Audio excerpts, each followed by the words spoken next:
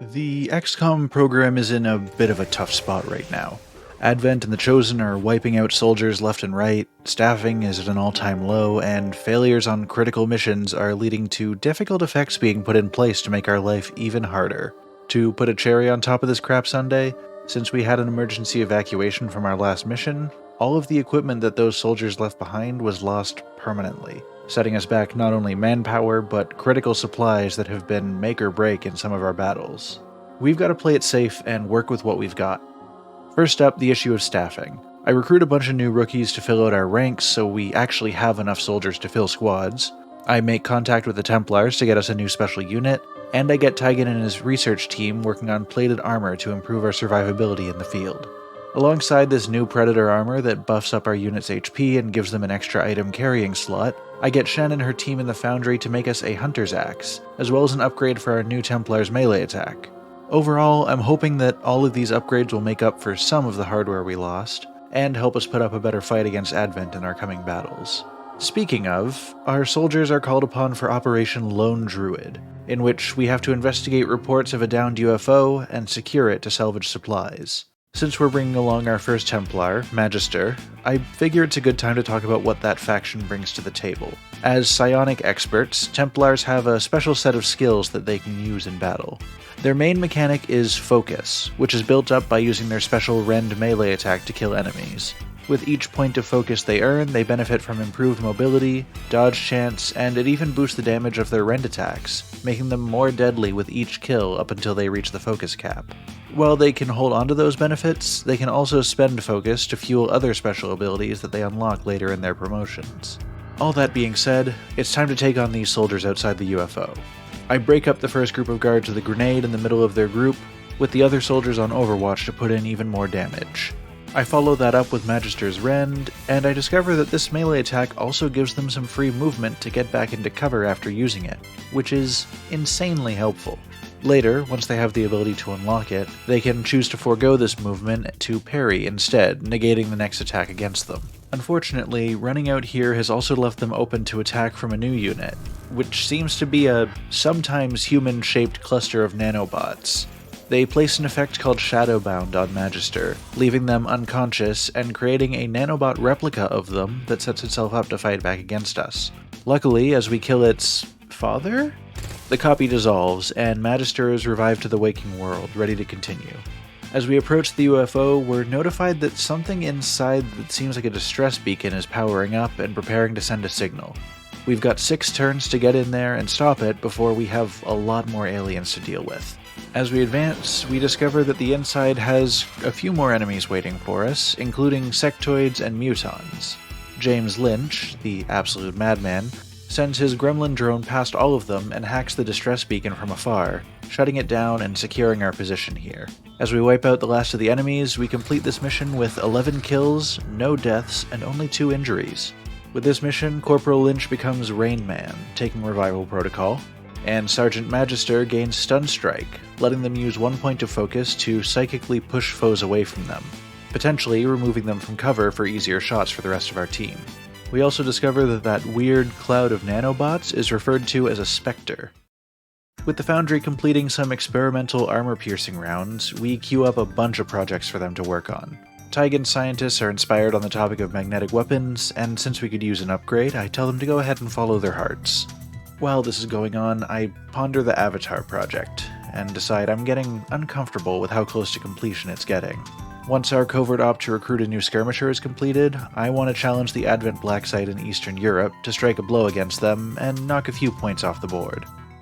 The Councilman calls on us to take on Operation Final Stranger, to rescue a VIP from Advent custody, a scientist that'll join us and bring along 77 intel with him.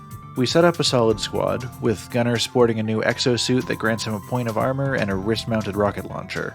As well as this, Gravedigger gets the armor-piercing rounds, making her shots ignore up to 5 points of enemy armor. This mission's idea is pretty simple.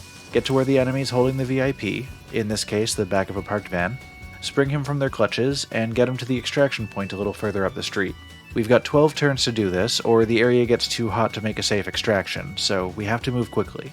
We leapfrog our units past each other, making sure we aren't sprinting into any enemy's line of sight before we're ready, And before we know it, we're at the van looking over the contingent of Advent guards, including some sectoid and viper muscle.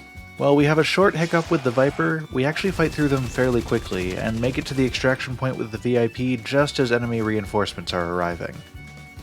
Following this mission, Sergeant Greco becomes known as the Iron Maiden, which is such a badass title. She gains Shadow Step, allowing her to not trigger enemy reaction fire.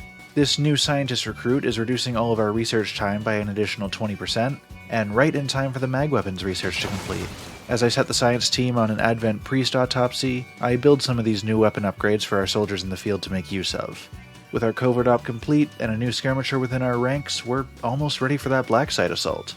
I just have one more guerrilla op first, a quick mission to defend a terminal as it uploads data. I'll make this quick. It'll be handy to have another engineer on the team. Oh no, this one is awful. Just from the first turn, enemies are attacking the transmitter, so we book it, running right into a nest of vipers that constrict half of our squad, specters that copy one of the others, and so many enemies that we can't stop them all. 3 of our soldiers are killed here, with all of their equipment left behind, and Gunner is captured, marking this mission as yet another colossal failure on our part. We don't really have time to recover though. The Avatar project is nearly done, and I can't keep stalling. This Blacksite attack has to be now or never.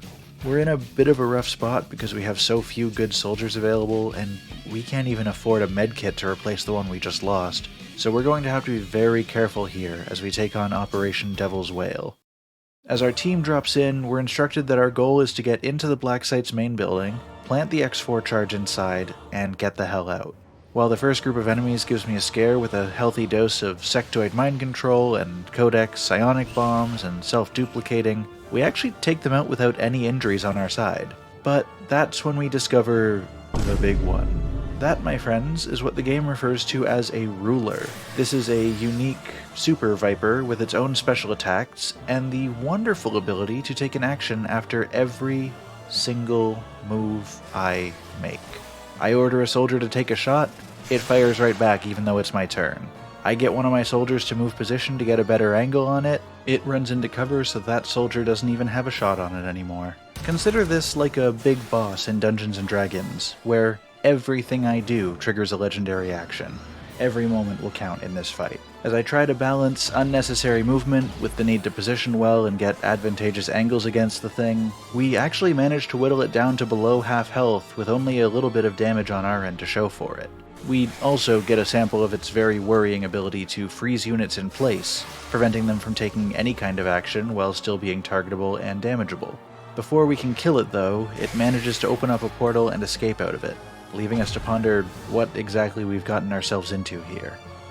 Unfortunately, this whole experience rattled me a little bit, and in rushing to get the X4 planted and get the hell out, we lost Victor Garcia and our brand new skirmisher. Despite everything though, we do come home with a victory. As a celebration of this, Captain Patch gets Threat Assessment, giving their aid protocol an extra effect that grants any soldier assisted a free Overwatch shot that can react to any enemy action, not just movement.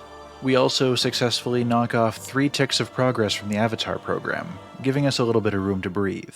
As our scientists complete the previous autopsy, they also complete one for the Advent Purifiers, and move on to an inspiration on Gauss weapons, the heavy and sniper equivalent of magnetic weapons. We also build the Resistance Ring, allowing us to assign covert ops at any time, not just the start of a new month, and we use this opportunity to send out a few rookies on a quest to recruit a new engineer. We take on a new Advent retaliation mission in Western Africa, Operation Winter Hand. This mission is marked as very difficult, so I'm a little worried going in. We give Gravedigger our new experimental spider suit, which grants her a boost to mobility and dodge chance, as well as granting her a grappling hook. Unfortunately, this mission goes about as well as you'd expect from our track record. While we're attempting to save civilians, the assassin shows up, and since this mission is time-sensitive and the defenseless citizens are counting on us, we can't wait around for her to come to us this time. As we try to push forward, the few resistant soldiers take on countless mutons, and even a codex, which splits as its health is lowered and its new half appears right in front of us. Actually, on that topic, there are a lot of tough units here. Not just the assassin, but the codex, tons of mutons, a berserker, even vipers and specters. They really pulled out all the stops for this attack. While we fight through the enemies between us and most of the civilians, the Resistance soldiers actually manage to take out quite a few of the mutons themselves, but they're getting thinned out by them and the assassin.